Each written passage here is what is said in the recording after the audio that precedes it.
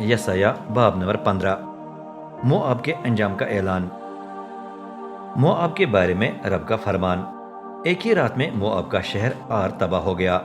एक ही रात में मोआब का शहर केर बर्बाद हो गया है। अब देबुन के बाशिंदे मातम करने के लिए अपने मंदिर और पहाड़ी कुर्बानगाहों की तरफ चढ़ रहे हैं। मोआब अपने शहरों नबू और मिदबा पर वावेला कर रहा है। हर सर मुंडा हुआ और हर दाढ़ी कट गई है। गलियों में वो टाट से मुलबस फिर रहे हैं। छतों पर और चौकों में सब रो रो कर आहबका कर रहे हैं। हिजबुन और इली आली मदद के लिए पुकार रहे हैं और उनकी आवाजें यहज तक सुनाई दे रही हैं। इसलिए मोआब के मसला मर्द जंग के नारे लगा रहे हैं। वो अंदर ही अंदर कांप रहे हैं। मेरा दिल मोआब को देखकर रो रहा है। उसके महाजरीन बाकर जुगर और इजलत शिलेशिया तक पहुंच रहे हैं।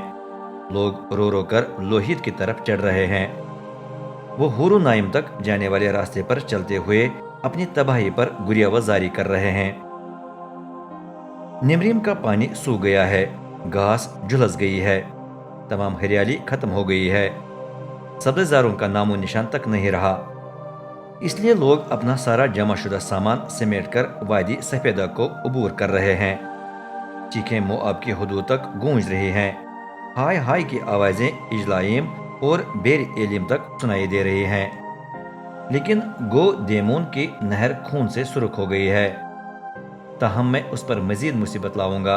मैं शेर बबर भेजूंगा जो उन पर भी धावा बोलेंगे, जो मोआब से बचने के लिए होंगे, और उन पर भी जो मुल्क में पीछे रह गए होंगे।